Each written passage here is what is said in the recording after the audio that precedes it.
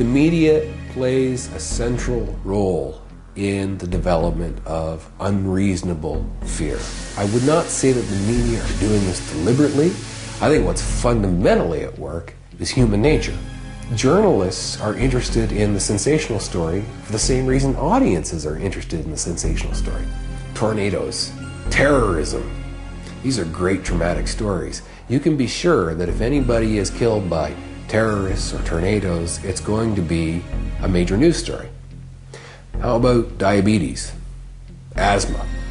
No, that's never a news story. Somebody died of diabetes. I mean, this doesn't make the news ever, right? And yet, in a single year, diabetes will kill more people than tornadoes and terrorism ever will in all of history.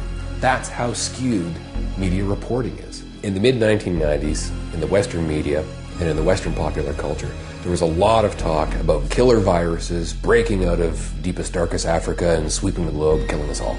It wasn't just in the news. It was also in suspense novels.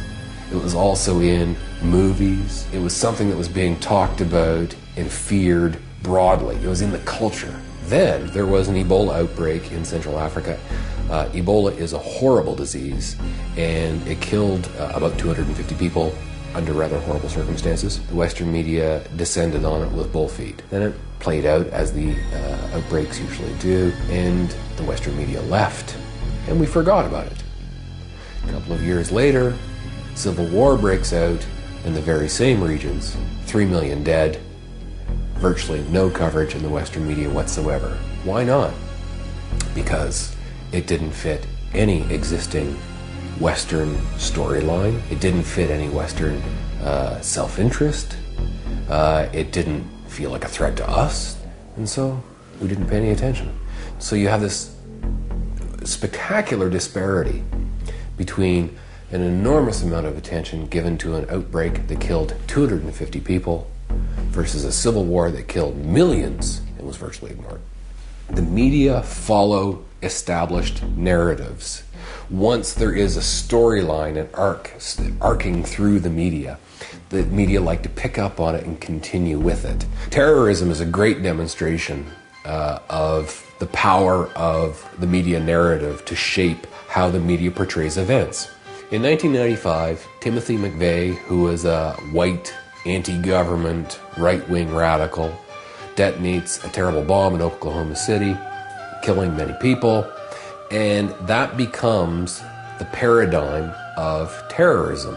The terrorism story, the terrorism narrative throughout the late 1990s is that of militias, of angry right-wingers, of anti-government radicals.